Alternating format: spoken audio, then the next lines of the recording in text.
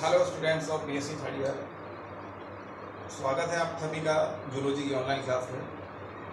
एक long distance के बाद में हम एक दूसरे से रूबरू हो रहे हैं और इस कोरोना क्राइसिस के सीज़न में उम्मीद करता हूँ आप सभी स्वस्थ होंगे, अपने घरों पर रह कर के ऑनलाइन स्टडी कर रहे होंगे।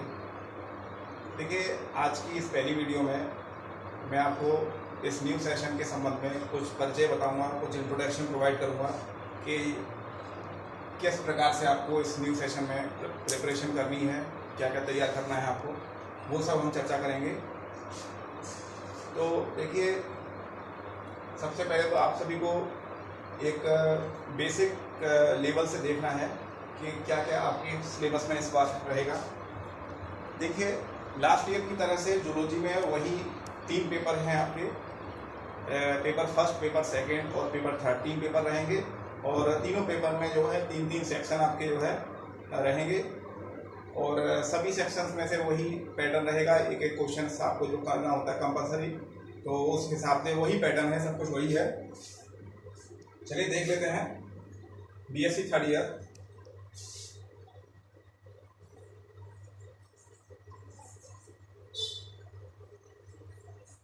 Paper first,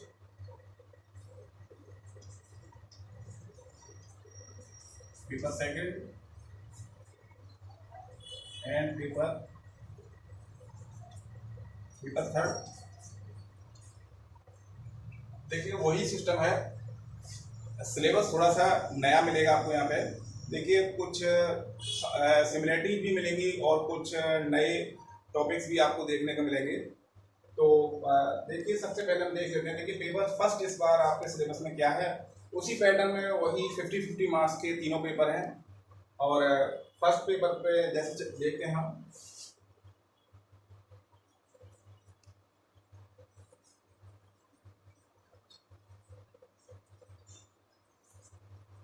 structure and function in coordinate types.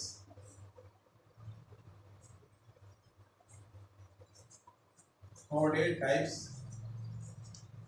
Okay, ये आपका जो है फर्स्ट पेपर रहेगा।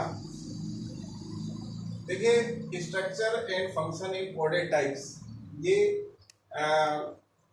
लास्ट ईयर की तरह से जैसे आपका इन्वर्टिब्रेट टाइप्स था, उसी तरह से यहाँ कोऑर्डिनेट टाइप से कोई ज़्यादा डिफरेंस नहीं है, कोई नई चीज़ नहीं है। केवल जो है फाइलम्स नए मिलेंगे आपको।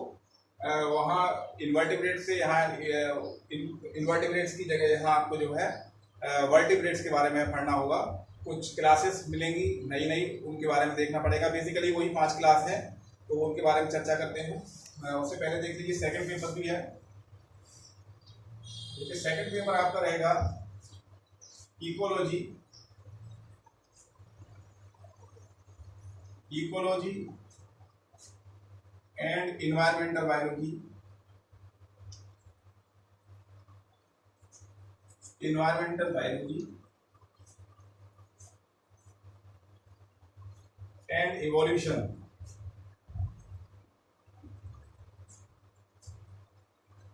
ओके, ये आपका सेकंड पेपर होगा। ओके, ये भी 50 मार्क्स का उसी पैटर्न में मिलेगा आपको। तो ये आपका सेकंड पेपर रहेगा इस साल। और फाइनली जो थर्ड पेपर है आपका, वो रहेगा एप्लाइड जूलॉजी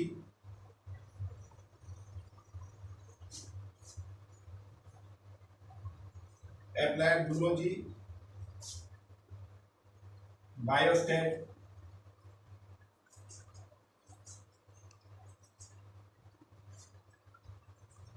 बायोस्टैटिक्स एंड इसमें साथ में आपका जो है इथोलॉजी। ओके, तो ये सब चीज़ें रहेंगी आपकी। तो इस तरह से ये इस न्यू सेशन में आपके 3 पेपर जो है जूलॉजी में रहेंगे और प्रत्येक पेपर में वही 3 सेक्शन रहेंगे, सेक्शन ए, सेक्शन बी और सेक्शन सी। और सभी सेक्शंस को आपको जो है इक्वली तैयार करना है, प्रिपेयर करना होगा और ये आपके सिलेबस में रहेगा। चलिए, अब जो है थोड़ा सा हम डिटेल में देख लेते हैं एक बार। देखिए डिटेल में हम देख लेते हैं। सबसे पहले फर्स्ट पेपर को डिटेल में देख लेते हैं। देखिए, structure and function in coded types. परिचय के स्तर पे मैं आपको थोड़ा सा बता दे रहा हूँ यहाँ पर कौन कौन से कोडेड्स आपको स्टडी करने हैं और क्या क्या उसके संबंध में कंसेप्ट रहेंगे, क्या क्या मैटर रहेगा, वो सब एक बार परिचय के तौर पे बता रहा हूँ। देखिए, यहाँ पर बेसिकली आपकी जो है 5 क्लासेस यहाँ जो है इन्वॉल्व होंगी।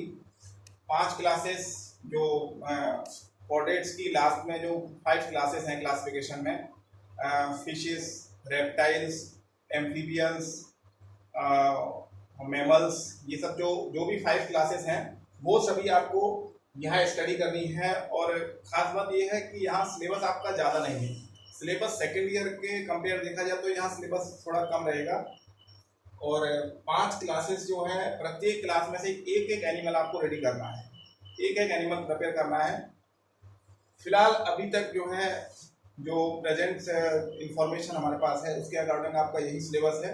अगर आगे कुछ चेंज होता है, कुछ अगर चेंज क्रिएट होता है यूनिवर्सिटी के अकॉर्डिंग, कोई अगर नई इन्फॉर्मेशन आती है सिलेबस को लेकर के, तो वो समय समय पर आपको इन्फॉर्म कर दिया जाएगा समय रहते।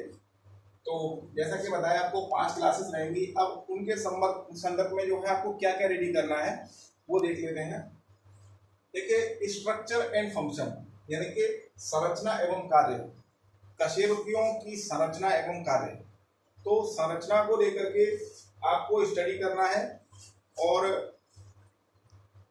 उनके फंक्शंस, उनकी फिजियोलॉजी। कुल मिलाकर के कहने का मतलब ये है कि फिजियोलॉजी और एनाटॉमी को आपको बेसिकली स्टडी करना है। उनमें क्या क्या चीजें रहेंगी वो मैं एक बार शॉर्ट में आपको यहाँ बता दे रहा हूँ।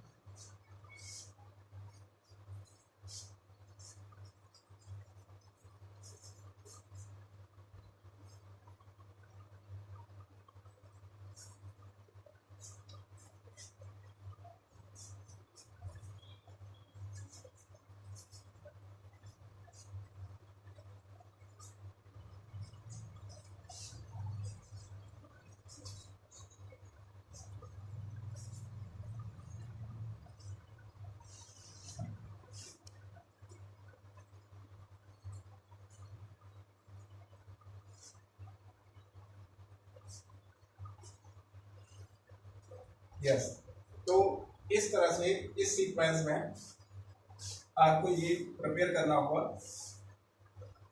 देखिए, ये सिंगल एनिमल के संदर्भ में आपको ये प्रिपेयर करना है। सिंगल एनिमल, देखिए कहने का मतलब ये है कि कोई भी एक एनिमल रहेगा और उस एनिमल को लेकर के ये सब आपको स्टडी करना है।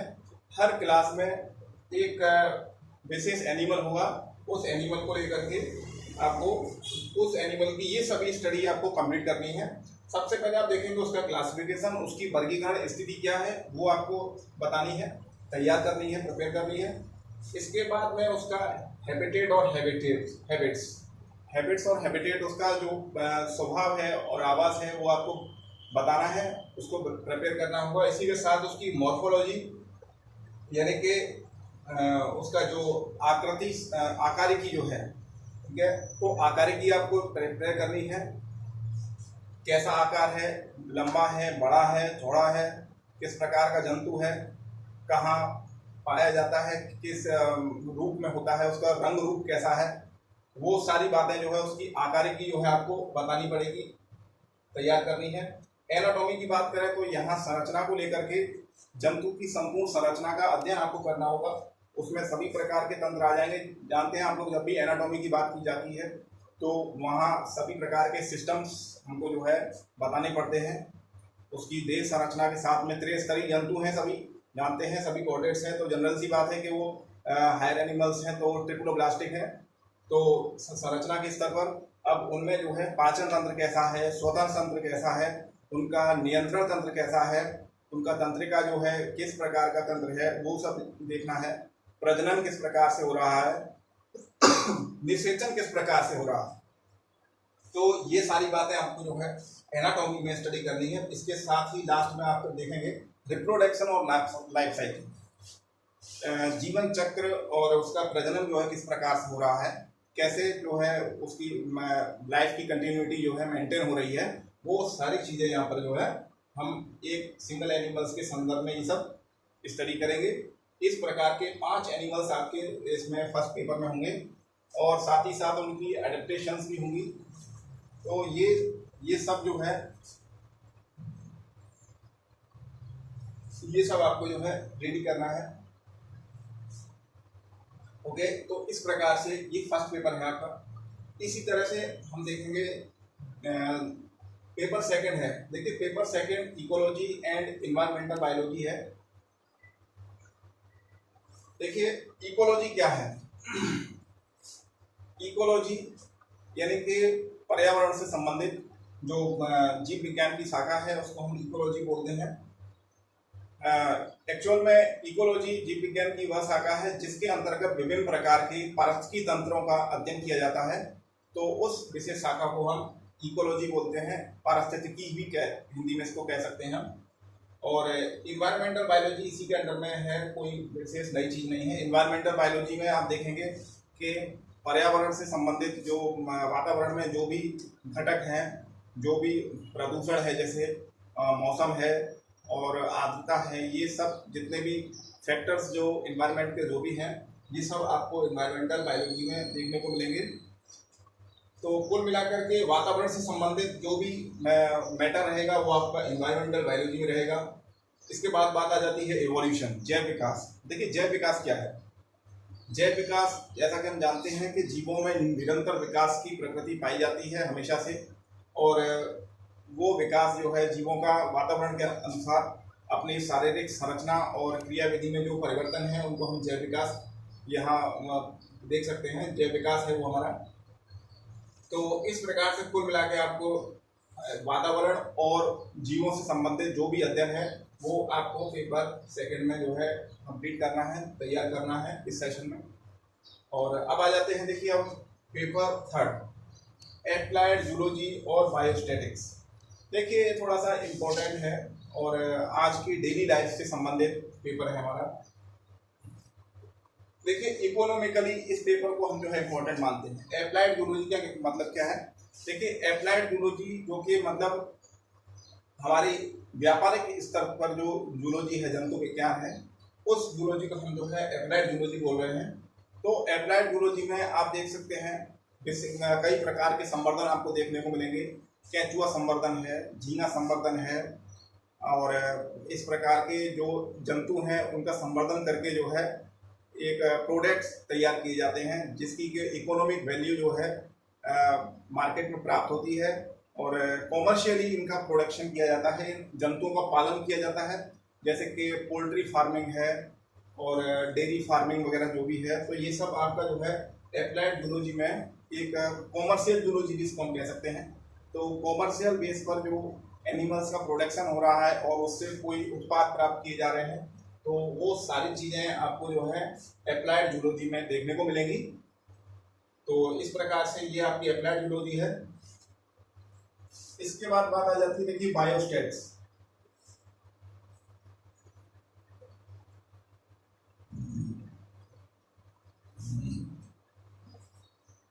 देखिए बायोस्टैटिक्स की बात करेंगे। बायोस्टैटिक्स यानी कि जैव सांख्यिकी जो है, ये जनरली जो गणना, जंतुओं की गणना के संदर्भ में एक जीव विज्ञान की शाखा है जिसके माध्यम से हम आंकड़े एकत्रित करके एक जंतुओं की गणना करते हैं, उसके उत्पादों का मूल्यांकन करते हैं, और इस प्रकार से जो सांख्यिकी है उसको हम जैव सांख्यिकी के रूप में यहाँ पर देख सकते हैं। ये बेसिकली दो चीज़ों के संदर्भ में होती है। इसमें एक मेन प्रोडक्ट रहेगा और उससे संबंधित उसकी संख्या होती है। तो उस चीज़ को हम जो है यहाँ बायोस्टैटिक्स के रूप में देख सकते हैं। ये बहुत ही कॉमन है, जिसको कि आपने शुरू से 9-10 से आप लोग पढ़ते आ रहे हैं। मैथ्स में भी होता है और कॉमर्स में भी होता है, यहाँ बायो में भी है। बायो में लेकिन इसका बहुत छोटा सा ही प्रारूप है, ज़्यादा बड़ा नहीं है। केवल यहाँ 2-4 कंसेप्ट आपको देखने पड़ेंगे जो कि विशेष कर से परीक्षा से जो आवश्यक है, वो समय आने पर मैं आपको अपनी नेक्स्ट वीडियो में प्रोवाइड करूँगा। इसमें क्या तैयार करना है वो सब बताएंगे। अब बात आ जाती है, देखिए ईथोलॉजी। ईथोलॉजी क्या है? इसको नॉर्मल लैंग्वेज में हम व्यवहारिकी कहते हैं। व्यवहारिकी, देखिए व्यवहार क्या है? नॉर्मल लैंग्वेज में आप जैसे देखते हैं कि व्यवहार के बारे में चर्चा करते हैं कि ये व्यवहार ऐसा है, वो व्यवहार ऐसा है। वास्तव में ये व्यवहार आते कहाँ से है? इसका जो जूलॉजिकल कंसेप्ट है, उसी के आधार पर एक ब्रांच तैयार की गई है जीव विज्ञान की, जिसको कि ईथोलॉजी कहा जा रहा है। तो जीव विज्ञान की वह शाखा जिसके अंतर्गत के जंतुओं के विभिन्न प्रकार के अध्ययन और उसके कारण और उसके स्रोतों का विस्तार पूर्वक अध्ययन किया जाता है, तो उस जीव विज्ञान की शाखा को हम जो है ईथोलॉजी यहाँ पर कह रहे हैं। तो ईथोलॉजी में कई प्रकार के अध्ययन व्यवहार आपको पढ़ने को मिलेंगे, जो व्यवहार उसके वातावरण से संबंधित होंगे, उसके जो और इसके साथ साथ जो है उसके इंटरनल फैक्टर्स से संबंधित होंगे, बॉडी के जो न्यूरल कंसेप्ट्स हैं उससे संबंधित होंगे, तंत्रिका तंत्र से संबंधित होंगे, उसके मानसिक व्यवहार पर संबंधित होंगे। ठीक है, तो कुल मिला के जो है जितने भी जो व्यवहार हैं, उन सभी व्यवहारों का जो अध्ययन है उसको हम ईथोलॉजी में रखते हैं। तो इस प्रकार से आपने देखा कि पेपर 3 जो है आपका ये कवर करता है पूरा एक बड़े सेक्शन को। देखिए यहाँ पर 3 चीज़ें हैं और 3 सेक्शंस को डिराइव कर रही हैं, applied zoology section A, section B और सेक्शन सी। ठीक है, तो यहाँ 3 सेक्शन अपने आप में कंप्लीट हो रहे हैं और सिलेबस के अकॉर्डिंग आपको पता ही है, उसी प्रकार से प्रत्येक सेक्शन में से एक एक क्वेश्चन आपकी परीक्षा में कंपलसरी होता है, तो आप अच्छे से तैयार कर सकते हैं। सेक्शंस वाइज इसको हम लोग को प्रिपेयर करना है। ओके, चलिए आगे देखते हैं।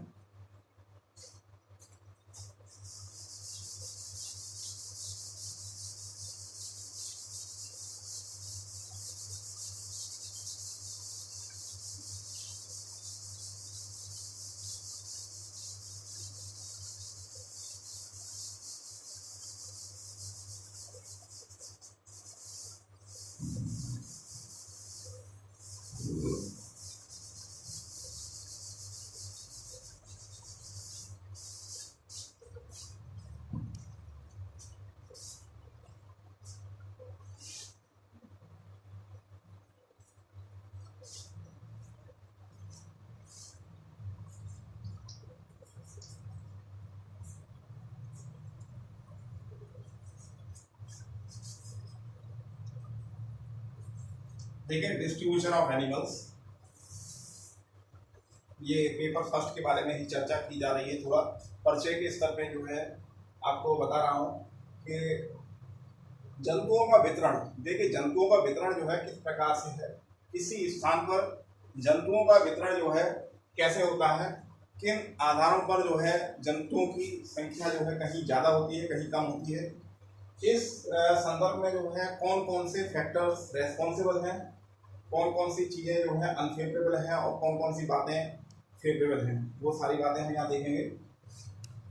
एक्चुअल में देखिए जो क्लाइमेट है वो हर परिस्थिति में जीव को प्रभावित करता है, उसके विकास को, उसकी वृद्धि को और उसके वहाँ पॉपुलेशन को हर तरह से प्रभावित करता है। तो क्लाइमेट कुल मिला के ये है कि जब अनुकूल होता है तो वहाँ जातियाँ पनपती हैं और धीरे धीरे करके उनका विकास प्रारंभ होता है।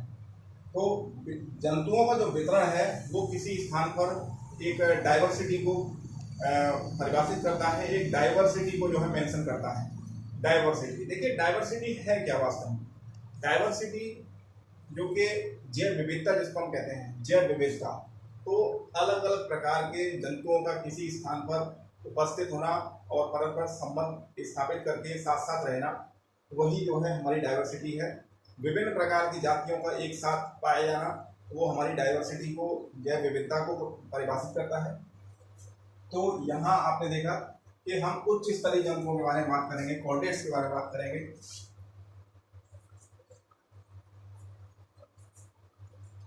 कॉर्डेट्स के बारे में हम यहाँ बात करेंगे।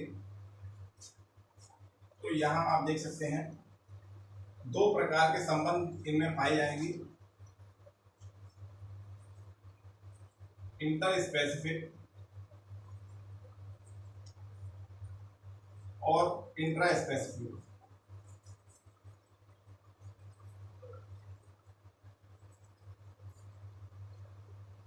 इंटर स्पेसिफिक और इंट्रा स्पेसिफिक, देखिए इंटर और इंट्रा दोनों ही वर्ड्स का अपना एक अलग मतलब है और अपना जो ये खुद दोनों वर्ड अपने आप में खुद को डिफाइन कर रहे हैं। देखिए इंटर स्पेसिफिक रिलेशंस, तो इंटर स्पेसिफिक रिलेशंस क्या है, जो कि विभिन्न जातियों के मध्य जो भी संबंध हैं उनको हम इंटर स्पेसिफिक कह रहे हैं, और जबकि जो समान जातियों के मध्य जो संबंध पाए जाते हैं उनको हम इंट्रा स्पेसिफिक यहाँ जो है कह रहे हैं। तो ये दोनों ही संबंध जो है एक डाइवर्सिटी में पाए जाते हैं। किसी भी डाइवर्सिटी में आप देखेंगे तो ये दोनों प्रकार के संबंध आपको देखने को मिलेंगे, और फाइनली ये संबंधों के माध्यम से ही जो है एक इकोसिस्टम का निर्माण होता है। ओके, तो यहाँ पर जैसा कि मैंने बताया था अभी कि कुछ जो कॉर्डेट्स की 5 क्लासेस हैं वो उनके एनिमल्स हैं, वो एनिमल्स यहाँ पर आपको स्टडी करने पड़ेंगे। तो वो एनिमल्स किस प्रकार से इंटर स्पेसिफिक और इंट्रा स्पेसिफिक बिहेवियर अपना जो है शो कर रहे हैं, तो उस चीज़ को हम देखेंगे। देखिए सबसे पहली बात आ जाती है इंटर स्पेसिफिक में जो है दूसरे जीवों से क्या संबंध है। एक पर्टिकुलर एनिमल है उसका जो है दूसरी स्पीसीज से क्या संबंध है। देखिए जैसा कि प्राणी की जो मूलभूत आवश्यकता है वो है भोजन। देखिए भोजन के लिए हर उच्च स्तर का प्राणी जो है अपने से निम्न स्तर के प्राणी का भक्षण करता है और अपना भोजन प्राप्त करता है। तो सबसे पहले तो उसकी आवश्यकता जो है भोजन है, और इसके साथ साथ आप देख सकते हैं जो इंट्रा स्पेसिफिक है इसमें जो है समान जातियों के मध्य क्या संबंध हो सकता है। तो उस चीज़ को हम मेंशन करते हैं अपनी ही जाति। जैसे कि एक उदाहरण हम लेते हैं मनुष्य भी एक उच्च कोटि का स्तनधारी जीव है। तो यहाँ आप इंट्रा स्पेसिफिक संबंध के बारे में बात करेंगे तो एक मनुष्य जो है दूसरे मनुष्य के साथ क्या संबंध रखता है, किस प्रकार से उसके ऊपर निर्भर रहता है, ये आप लोग जानते हैं और इसको ज़्यादा मुझे बताने की आवश्यकता नहीं है। वैसे कि एक मनुष्य जो है जैसे कि उदाहरण के लिए एक नर है, वो मादा के लिए आकर्षित रहता है और अपनी आवश्यकता पूर्ति के लिए और सदैव जो है दोनों ही एक दूसरे पर निर्भर रहते हैं। तो इस प्रकार के जो समान जातियों के मध्य संबंध पाए जा रहे हैं वो इंट्रा स्पेसिफिक बिहेवियर्स हैं, और साथ ही साथ जो है जो विभिन्न जातियों के विपरीत जातियों के मध्य संबंध है अपने भोजन को लेकर के या अपनी जो है आवास संबंधी आवश्यकताओं से जुड़ी हुई जो फैक्टर्स हैं उनको लेकर के वो संबंध आपके जो है इंटर स्पेसिफिक कहे जाते हैं। ओके, तो ये दो प्रकार के संबंध जो है आपको देखने हैं इस प्रकार से। तो ये जो है सभी प्रकार की डाइवर्सिटी में हायर एनिमल्स और लोअर एनिमल्स सभी में आपको देखने को मिलेंगे। चलिए फिलहाल आज के लिए इतना ही, और नेक्स्ट टाइम जो है हम एक नई वीडियो के साथ जो है इसको डीपली स्टडी करेंगे।